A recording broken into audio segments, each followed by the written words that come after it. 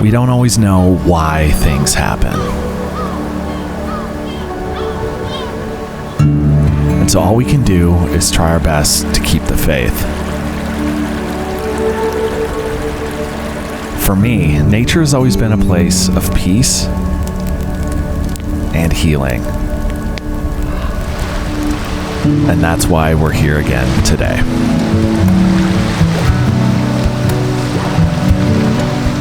From the hills to the valleys, and of course, mighty Lake Superior. This is Tiny Cabin Life.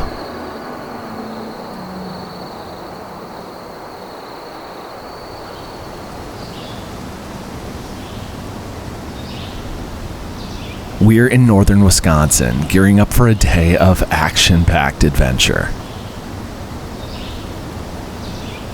We're set up at the Brule campground, which sits along the banks of what's often just called the Brule River. It's a 44-mile wild and scenic river that has become a haven for paddlers, anglers, and nature lovers alike.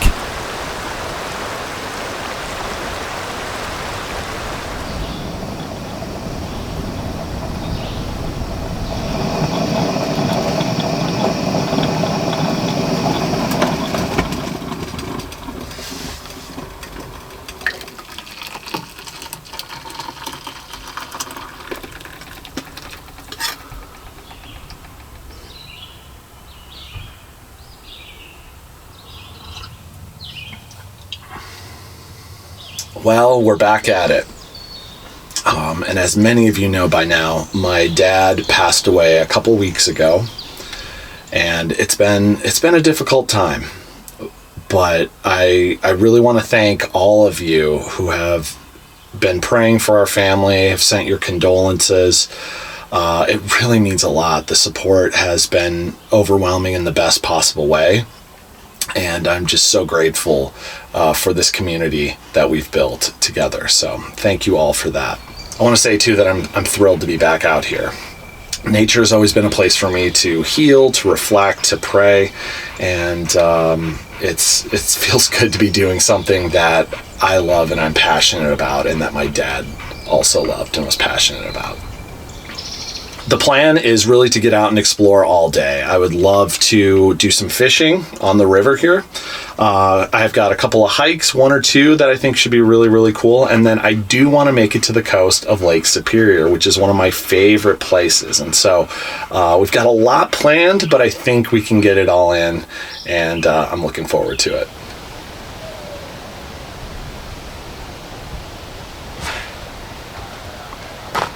All right, so before we get going, I want to give you guys a quick little refresher on the cabin, as well as an update from my maiden voyage, which unfortunately ended in disaster when hundreds of mosquitoes mysteriously made their way inside the cabin, and I was actually forced to sleep inside my truck. But first, let me just show you the layout again here. First of all, we've got the lounger here, which is where I hang out, but it does pull out to become a full-length bed. Next to the bed is the nightstand, which has our power station underneath. It's just a place to set things down. We've got our lamp and places to power our electronics. And then over here, you've got the kitchen table, so to speak, which is where, I just made my coffee. It's also where I'll do some cooking if I have to inside the cabin. And then over here is the wood stove, which of course will be a necessity this winter. And then down below here is kind of Ellie's space. I've got her water here, and this is all room for her to just kind of roam around and relax. All right, so here's how I think I took care of the mosquito problem. I noticed that all around the door, there was just no seal. There were all of these cracks and gaps. And so what I did was I put up weather stripping everywhere. As you can see, I've got a weather strip here along the inside of the door. I also put weather stripping on the back side of the door here, but the most significant is up here on top of the door, where I have multiple layers of it. It forms a complete seal, and I truly believe that should solve that problem. But time will tell. Now, on top of everything that's been going on the last couple weeks, I also have the worst case of poison ivy that I've ever had in my life, and that is saying something because I've had a lot of poison ivy. All right, so if you guys take a look, this over here on my right leg, that normally would be a bad case of poison ivy for me, you know, like that's a pretty decent little patch, but it's nothing compared to what I have going on this leg over here where I've got the bandage. It is pure open wounds, bubbles, sores, so bad that I'm on a high level of steroids right now, as well as topical steroids. It is starting to heal, and I should be back to normal, you know, very, very soon. The only thing I can't do right now is go in any water other than a shower, but it's not really a big deal. All right, with all that out of the way, let's get this adventure started. On our first stop, we're going to be hiking an old road that dates back to the 1800s that should have some beautiful views and fascinating history. Supposedly there's some elevation to it, so we're going to hopefully get some good overviews of not only the forest here, but also a glimpse possibly of Lake Superior, which would be really, really cool.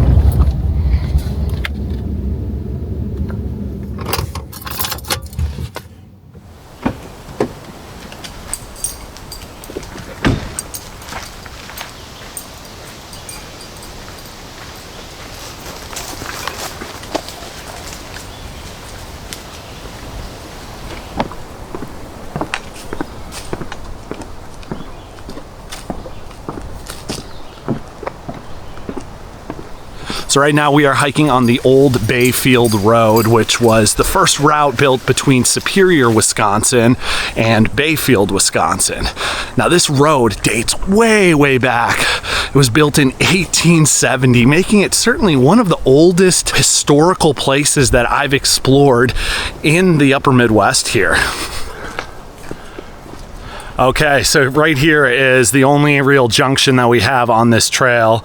If we head to the right here, it'll take us over to the Brule River. I didn't realize it was going to be a campground over there. I thought it might be a trail to kind of a remote section of the river. Now, if we just continue hiking on the trail this way, we'll make our way up to the Percival Mine and to the Overlooks, which was the main reason for hiking this trail. So I think we'll start there and we'll see how we're doing once we get back.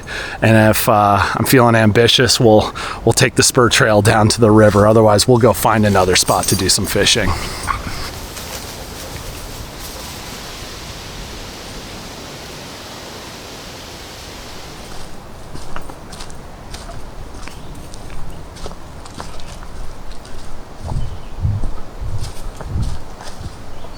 Here we go. Here's the mine.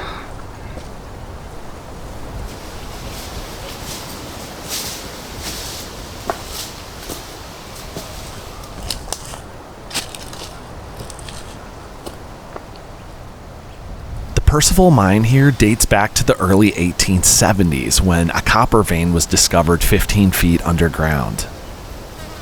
The vein was discovered in the basalt host rock, which is common here in the Superior upland region. The mine shaft goes down 90 feet into the ground, which at first thought doesn't seem like too far, but when you consider that the fire tower we were at a couple weeks ago stands at 100 feet, you start to get a sense of how far down that really is. The mine shaft has since filled up with water and there is a fence around it. However, you still got to use extreme caution because these old mine shafts are extremely dangerous. I've said this many times, but I always love coming across historic sites like this because it's really cool to be able to see remnants of the past, of the people who lived here and worked here. And a little bit further up the trail, we might be able to spot some of the foundations of the old miners' quarters, which would be really, really cool because those date back to the late 1800s as well.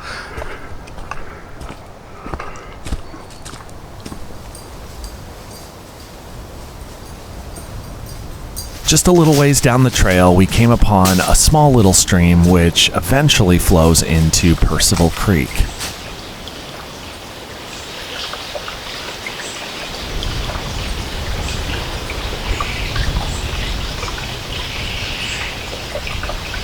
It was certainly a nice little place to take in the beautiful ambiance and gave Ellie a chance to cool off as well.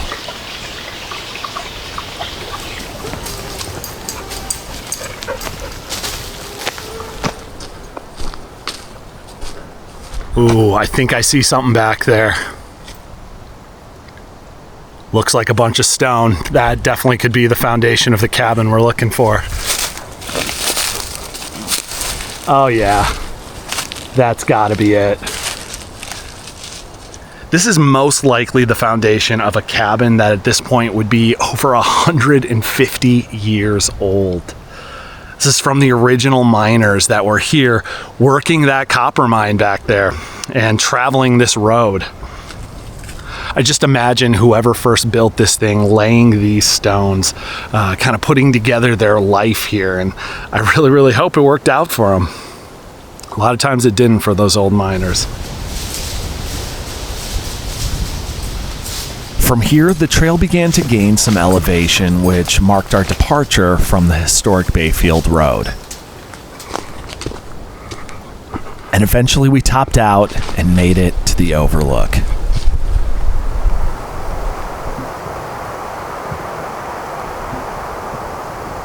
From the Overlook, we can see the vast forest that stretches out below the hillside. And just behind us is the Brule Fire Watchtower, which is very similar looking to the one we stayed at a couple weeks ago. The lookout is no longer in service, and access, unfortunately, is restricted. Not gonna lie, I was expecting a little bit more out of the view. As you can see, we've got quite a bit of tree coverage here. However, it is exceptionally beautiful still, and we are very, very high up. I believe we're hovering around 1,200 feet of elevation, which is pretty high for where we're at. Now, there is some smoke hovering out there, but I do believe on a clear day, we would be able to see Lake Superior way off in the distance.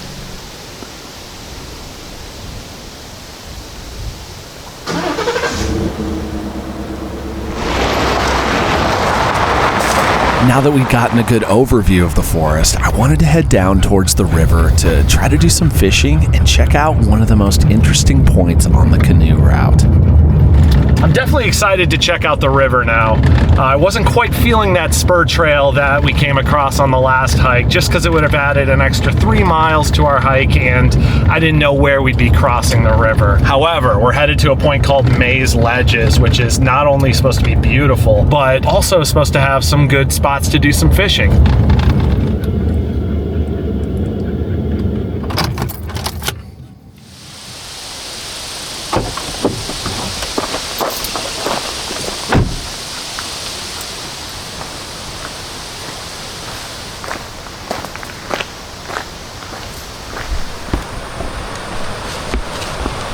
Oh wow, you can hear the rapids from all the way up here on the hill. I have a feeling this is gonna be gorgeous. Wow.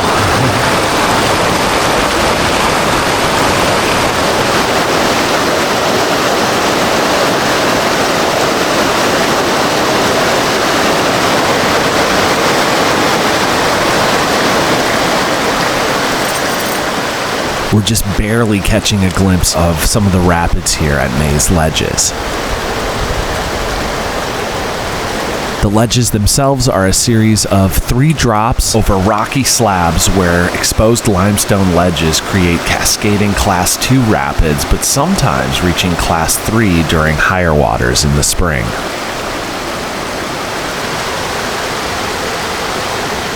Overall, it's a beautiful sight to take in and a decent little spot to try some fishing.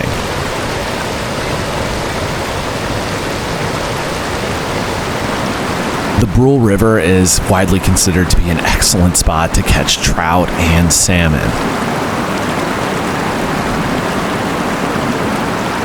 The cool spring-fed water creates an excellent habitat.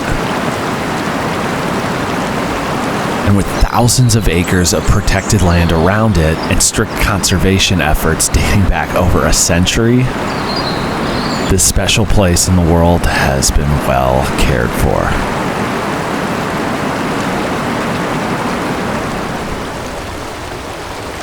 Got one. Oh, he came off. Well, it was a tiny fish and I didn't fully get him out of the water and off the hook, but I'll take it. I've been having some horrible luck fishing, so that's some encouragement.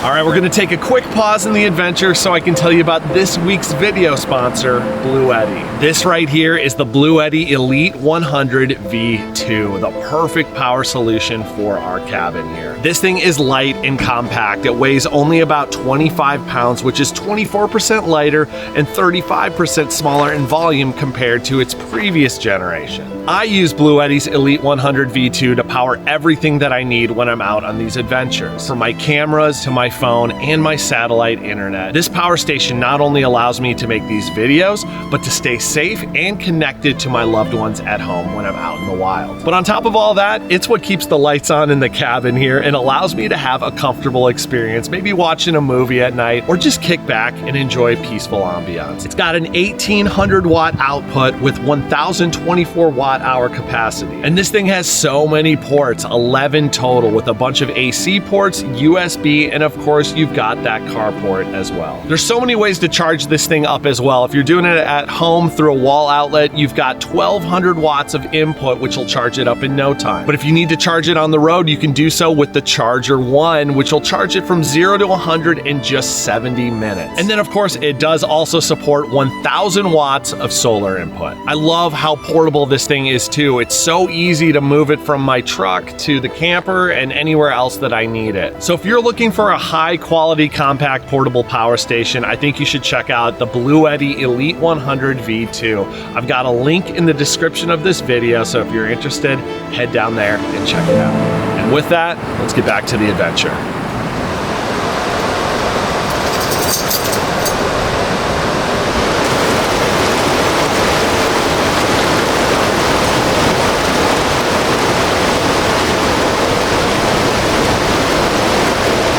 Many consider the Brule River to be rather challenging. And due to the fast-moving water, it demands patience and persistence. Got one. Oh no, he's caught on the tree down there. Dang it. Oh. I had another one, but he got caught.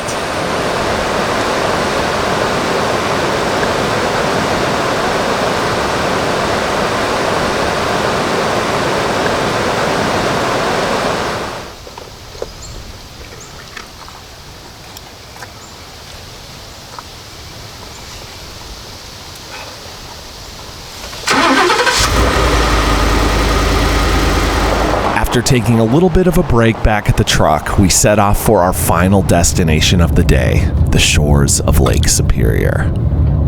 Well, it's definitely getting late, and we're certainly going to be racing daylight once we get back to the cabin and try to have a fire. However, Lake Superior was probably the thing that I was most excited to check out today, and so we're definitely going to do it, even if it's just for a little while. Wow. Well, that's Lake Superior right there. I guess we better park.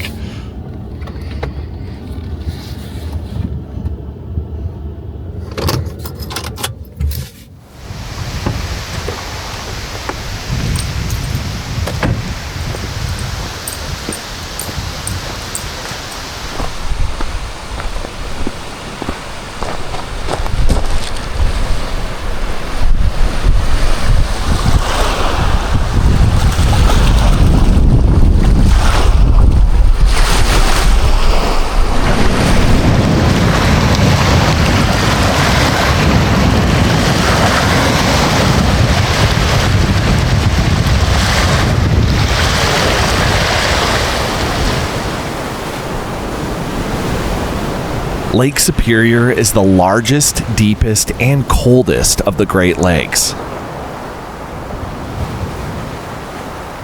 The surface of the lake covers 31,700 square miles, which is larger than the whole state of South Carolina.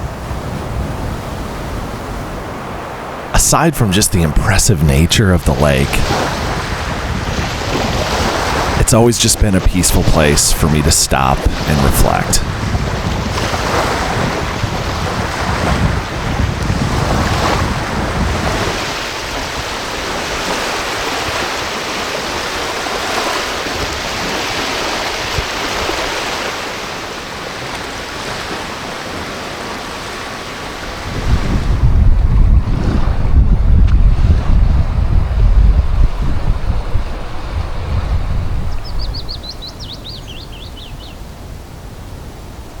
This is Pearson Creek, a 9-mile stream that flows north into Lake Superior here. Although it's not a habitat for trout or salmon, there certainly is a lot of life here, as demonstrated by the couple of beavers down there swimming along the shoreline.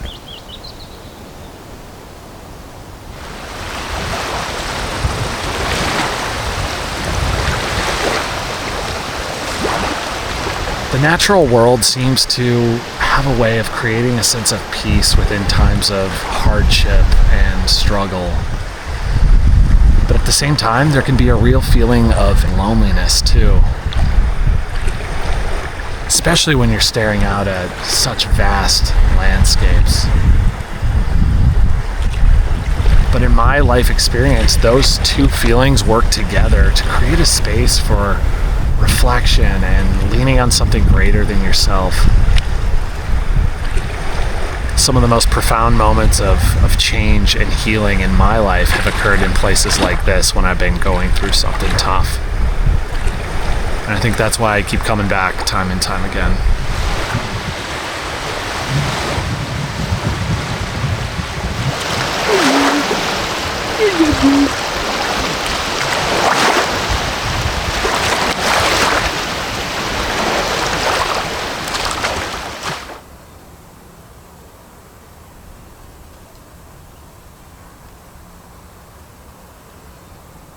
Now that we're finally back at the cabin, I can get a fire started and cook some dinner.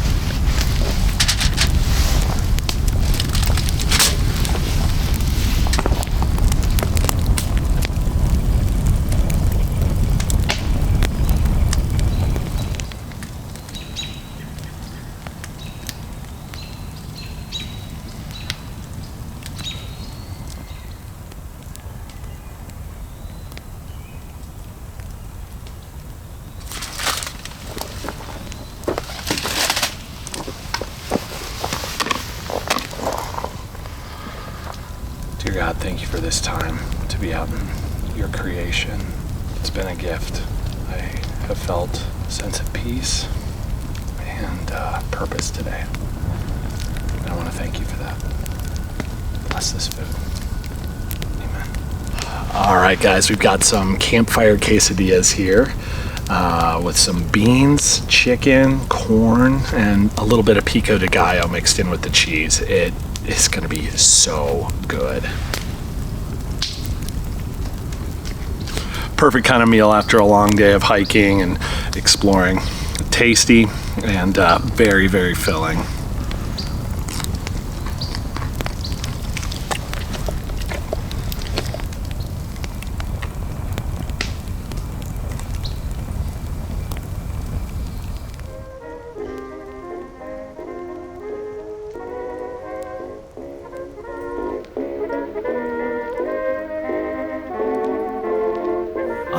so I am settled in the cabin for the night, and it's time for a little bit of a toast. Now, I haven't been including whiskey in my videos for a few months, just to keep things a little more family friendly, and I intend to keep doing that. However, tonight is a special occasion since it's the first trip back out since my dad passed away. We're gonna have a little sip of his favorite Scotch. I love it too, so I'm very, very excited.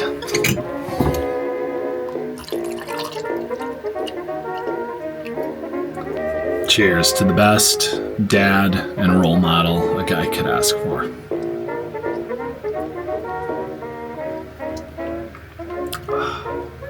That's good.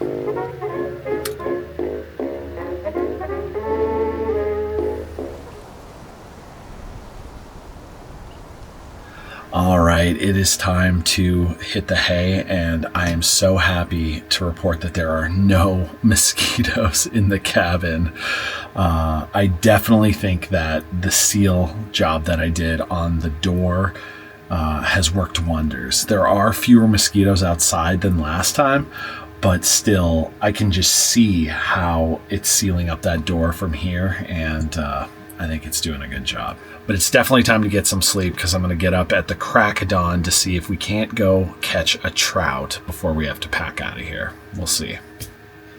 Good night.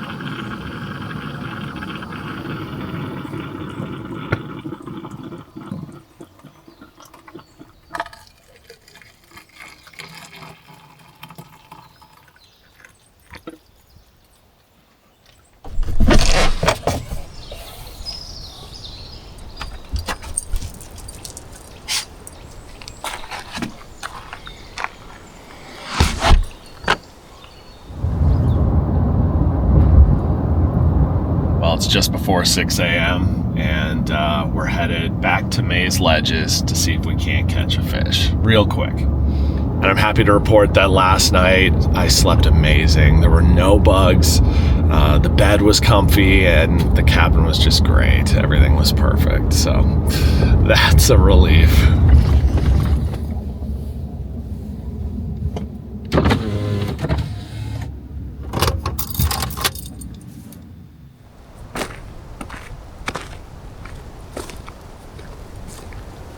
Well, I decided to leave Ellie in the truck for a couple of reasons. Number one, it's super muddy down here, and also she does not help with the fishing efforts.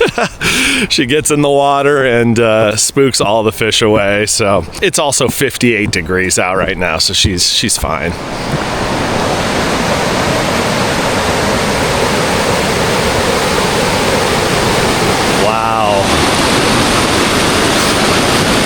I can't believe how beautiful it is down here. Man, oh man.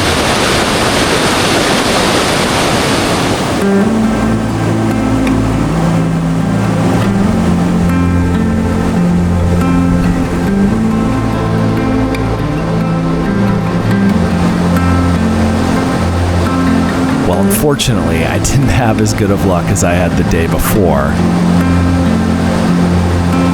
However, casting into that river and watching the water flow by is just the perfect way to cap off our trip here.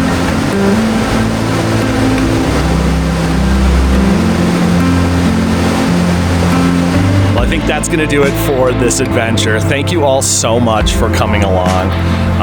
Man, like I said before, these places are where I come to heal, and I'm so glad that I was able to do this. It was so nice to just be out in the hills amongst the silence, then down by the river, and then ending the day yesterday on the beach at Lake Superior was just the perfect way to get out and remember my dad. And thank you for all of your kind words, prayers, and condolences over the course of the last few weeks as we've been going through this process of grieving the loss of my dad.